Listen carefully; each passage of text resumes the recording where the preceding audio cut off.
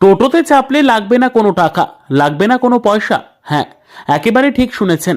তবে সবার জন্য নয়, কেবলমাত্র অন্ধ, বৃদ্ধ, অনাথ, বিকলাঙ্গদের জন্যই বিনামূল্যে এই টোটো পরিষেবা।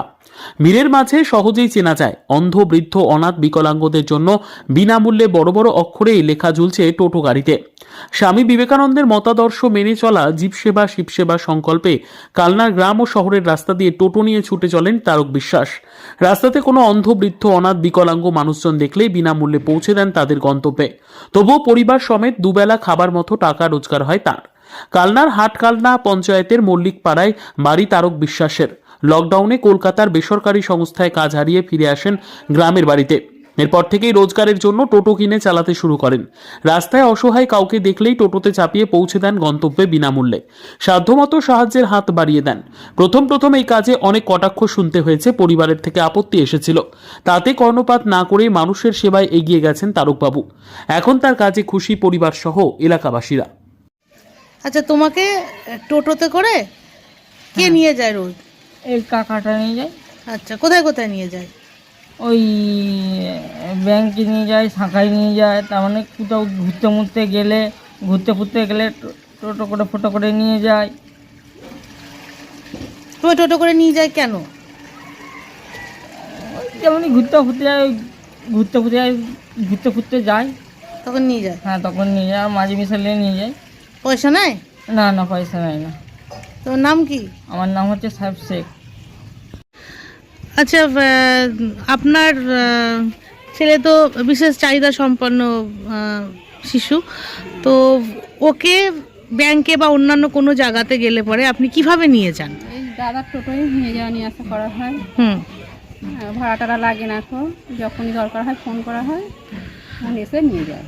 উনি কোনো ভাড়াই নেয় না? না, ভাড়া টাড়া কিছু নেই। আচ্ছা, কেন নেয় না? প্রতিবন্ধী বলে।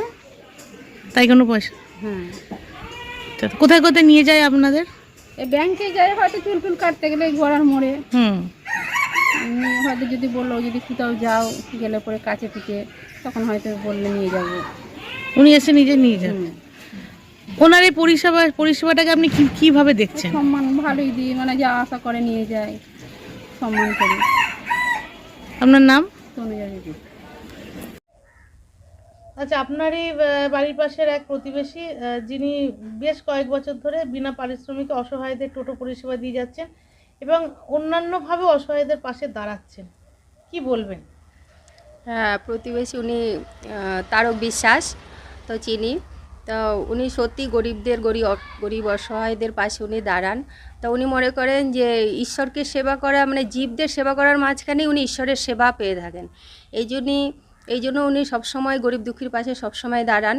এটা আমাদেরও ভীষণ ভালো লাগে, আমাদেরও একটা গর্ব হয় যে সবাই যেখানে পয়সার পেছনে, টাকা পয়সার পেছনে ছুটছে, সেই জায়গায় আজকের দিনে দাঁড়িয়ে উনি যে এভাবে গরিব দুঃখীর পাশে, অসহায় মানুষদের পাশে দাঁড়িয়েছে, এটাই বড় কথা। এই জন্য আমরা চাই আমাদের নিজেদেরও গর্ব হয় উনি আরও এগিয়ে যাক, আরও সবারকে এভাবে সাহায্য করুক, এটাই আমরা চাই, এতেই আমরা খুশি। আপনার নাম? আমার নাম মিতা দেবনাথ। আপনার স্বামী বেশ কয়েক বছর ধরে একজন টোটো চালক হয়ে উনি বিনামূল্যে টোটো পরিষেবা দিয়ে যাচ্ছেন অসহায় মানুষদের, তো আপনি কি বলবেন ওনার স্ত্রী হয়ে? হ্যাঁ, উনি এই কাজটা অনেক বছর ধরেই করছেন। বৃদ্ধ অসহায় মানুষদের, প্রতিবন্ধী মানুষকে, আবার ছোট শিশুদের, গরিব শ্রেণীর মানুষদের উনি বিনামূল্যে টোটোতে উঠিয়ে পরিষেবা দেন। আর উনি লকডাউনের আগে কলকাতা থাকতেন, সেখানেও একটা টোটো ছিল, উনি সেই টোটো এই পরিষেবাটা দিয়ে এসছেন। লকডাউনের সময় অসুবিধার কারণে বাড়িতে চলে এসেছেন, এখন এখানেই টোটো চালান। হ্যাঁ, এখানে কালনাতে, বর্ধমান জেলা। তাই এখানে উনি এই পরিষেবাটা দেন, উনি এটা করেন বলে আমার ভালো লাগে। হ্যাঁ, ওনার শরীরে। আপনাদের আর্থিক অবস্থা কেমন? আর্থিক অবস্থা একটু খারাপই, সচ্ছল নয়। বাড়িঘরও এখনও করতে পারেননি, পুরনো বাড়িঘরেই থাকি আমরা। আর্থিক অবস্থা খারাপ হওয়া সত্ত্বেও যে বিনা পয়সায় যে পরিষেবা দিচ্ছে, এখন ওনার এটা কি বলবো, ভালো লাগে। হ্যাঁ, উনি সেবা করতে চান, সেটা তো আমি বাধা দিতে পারি না, করুক। আমি চাই উনি করুক এই কাজটা। এছাড়াও আরও কিছু কাজ করেন তো? না না, আর কিছু করে না, টোটোই চালান। ওর মধ্যে থেকে যায়, ওই সংসার চলে, একটা বাচ্চা আছে। সামাজিক কাজ আরও কিছু করেন? হ্যাঁ, সাহায্য? হ্যাঁ, সহযোগিতা করেন, যতটা পারেন উনি পারেন দেন। আপনার নাম? সবিতা বিশ্বাস। আপনি একজন টোটো চালক এবং আপনার টোটোতে লেখা আছে বৃদ্ধাশ্রমের বাবা মা জন্ম থেকে অন্ধ ও বিকলাঙ্গ এবং হোমের বাচ্চা যারা অনাথ আশ্রমের ভাই বোন বা অন্যান্য যারা অসহায় ব্যক্তি, হ্যাঁ হ্যাঁ, তাদের আপনি বিনা পয়সায় টোটো পরিষেবা একদম দেন। একদম একদম। কি কারণ এবং এটা কত বছর ধরে করছেন? আমি ধরুন, আমি এখানে এসেছি লকডাউনে। তার আগে আমি কলকাতায় থাকতাম, দমদমে থাকতাম। দমদমে থেকেও আমি অন্যের টোটো ভাড়া নিয়ে যারা অসহায় ব্যক্তি, যারা রোগীগ্রস্ত, যারা রাস্তায় চলাফেরা করতে পারে না, মানে সারা গায়ে রোগ টোগ, মানে ঘা প্যাচড়া, তারা তাদেরকে তাচ্ছিল্য করে মানুষ করতো, তখন দমদমে থাকতাম।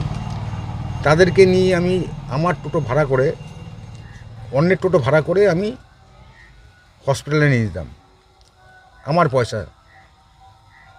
এবং এখানে এসেও সেটা করছি, বিগত এই ধরুন 3-4 বছর ধরে করছি।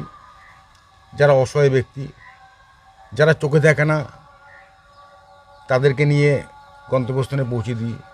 যারা চলাফেরা করতে পারে না, হাঁটতে পারে না, তাদেরকে নিয়ে তাদের গন্তব্যস্থানে পৌঁছে দিই। ধরুন কেউ ব্যাংকে যেতে চাইলো, তাকে দিয়ে আসলাম। কেউ হাসপাতালে যেতে চাইলো, দিয়ে আসলাম। কেউ ডাক্তারখানায় যেতে চাইলো, দিয়ে আসলাম। ইভেন বৃদ্ধাশ্রম, যে বৃদ্ধাশ্রমের বাবা মা এত কষ্ট করে ছেলেমেয়েরা মানুষ করে বাবা মাকে, সেই বাবা মাকে বৃদ্ধাশ্রমে রেখে তাদেরকে মানুষ করে। এটা কী ধরনের ব্যাপার আমি তো ভেবে পাই না।